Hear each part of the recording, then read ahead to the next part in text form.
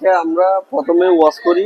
Wash করার পরে এরকম করে 3-4 ঘন্টা ভিজিয়ে রাখি পানির মধ্যে ভিজিয়ে রাখার পর ফ্রিজে দিই। ফ্রিজে দেওয়ার পর ফ্রিজে 2-3 ঘন্টা থাকলে ঠান্ডা হয়ে যায়। ঠান্ডা হওয়ার পরে আপনার তারপরে এগুলা বের করে পানিগুলো ফেলে দিই।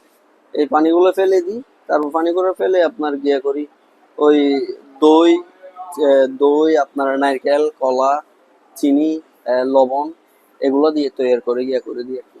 রেডি করে দিই, রেডি করে তারপরে খাওয়ার পরে স্বাদ হয় একটু। আমাদের মানুষের এদিকে এগুলো একটু জনপ্রিয়তা বেশি, এগুলা মানুষের পছন্দ করে। যেগুলো ডায়াবেটিস আছে তারা বেশি খায়। এগুলো আপনার চিনি কম দিয়ে বাড়াইতে পারে, কমাইতে পারে।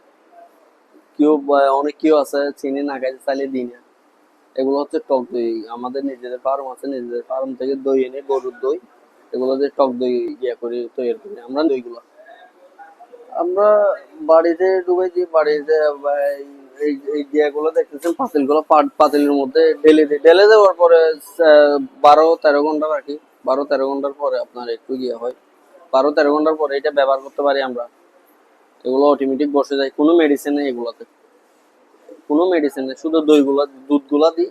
12-13 ঘন্টার পরে এগুলা দই হয়ে যায়। সিদ্ধ করি না, এমনি কাঁচা দুধ দিয়ে দই বসানো হয়। প্রতিদিন মনে করেন 60, 70, 80, এমনি গরম পড়লে 200-250 এরকম বাড়ি চলে যায়। এখন একটু বর্ষার টাইমে একটু কম, 150, 60, 70, 80, 120 এরকম আর কি। আপনার প্রতি বাড়ি হচ্ছে 30 টাকা করে। সবাই তো ভালো বলতেছে, কেউ খারাপ বলে নাই। খারাপ বলার কিছু নাই, তো এখানে মেডিসিন কোনো গানা নাই। বেশ খবর, কেউ বলতেছে, কেউ কারোর থেকে চিনি কম হচ্ছে, চিনি দিচ্ছি, কেউ কমায় কেউ বেশি খায়, ওইরকম আর কি। কেউ খারাপ বলে নাই কোনোদিন, আল্লাহর রহমতে। সবাই তো ভালো বলতেছে, আর সবাই আসতেছে খাওয়ার জন্য, সবাইকে দিই। এরকম হচ্ছে এই 2 ঘন্টা আমরা দিচ্ছি 1 বছর, প্রায় 1 বছর প্লাস হবে। খাইছি, দেখতেছি নিজের মাথার মধ্যে একটা আছে এই ব্যবসা করবো। ওই ব্যবসা ছেড়ে এই ব্যবসাতে আসছিলাম আর কি।